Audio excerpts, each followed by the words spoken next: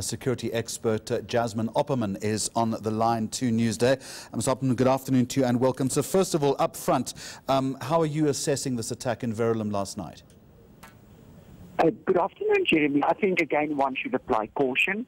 I can understand that there's a lot of fear and insecurity surrounding this matter. It has been a horrific incident. It has been a tragic incident, unprecedented in South Africa. But I think one must be very cautious in saying that this had the intent of a specific group like the Islamic State to execute the attack. If indeed they were responsible, they will release a claim of credit quite soon. I would even go so far as to say by this afternoon, in which they will then officially link into the attack. But we do not know who the perpetrators are. We do not know what has led up to the situation of such brutality. It could have been a personal feud. It could have been crime-related. We simply do not have the answers to that question, and we must allow the investigative arms of our government now to proceed and get to the facts of the matter. I fully understand your call for sounding caution, but community leaders in Verulam, Ms. Opperman, very emphatic this afternoon that the attack itself bore the hallmarks of a terror attack, particularly on Mr. Abbas, and saying quite plainly that they believe that this is the work of ISIS. You would contend that they might be jumping things slightly there?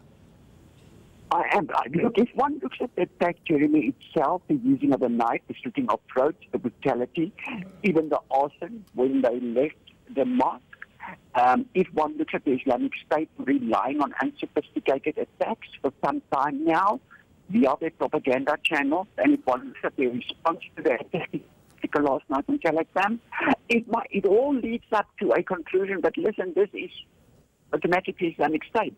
But there are no facts at this point in time to link it. And I do not think as South Africans we must jump to that conclusion, because this is exactly playing into their hands.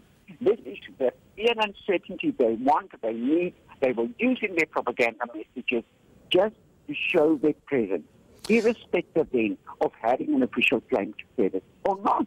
I'm wondering to myself if this again raises issues of failure somewhere down the value chain in terms of the acquisition of intelligence. Jeremy, just repeat off there. I'm wondering if this in some way was a failure of intelligence. Should this kind of thing have possibly been red flagged?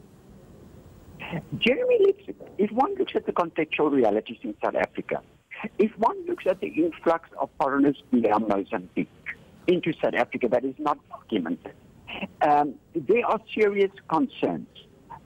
People being present, not being registered, and allowing them such influences by specific individuals to spread messages in South Africa. For an intelligence service to be proactive is not going to be easy.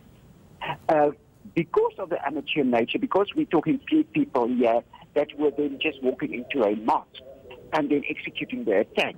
And all intelligence across the world, they are struggling with proactive actions being taken. And yet there is the need for close collaboration with communities are so essential. And this brings us back to your question. Is there trust between communities and the state security agency that will enable them to take proactive action? If not, we have a serious problem in South Africa at hand. The other suggestion is that it's simply a battleground between Sunni and Shia, and there are now concerns of possible reprisal. That would be a concern, surely. Surely, that will most definitely be a concern.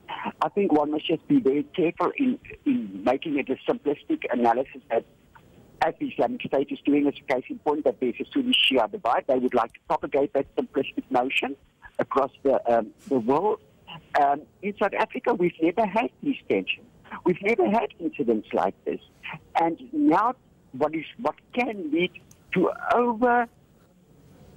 emotional response, where people start securing themselves, where people start taking action to protect themselves, basically on one condition, out of fear and uncertainty. And what is needed for government is not only the investigation, but also to send out a clear message that South Africa will deal with these matters effectively and will also take care of all communities in South Africa. It is a comprehensive response that is now required beyond mere the investigation taking place. Jasmine Opperman, just a final question. Do you have confidence then in the authorities to investigate this effectively, given the complexities around this particular attack that you've just raised?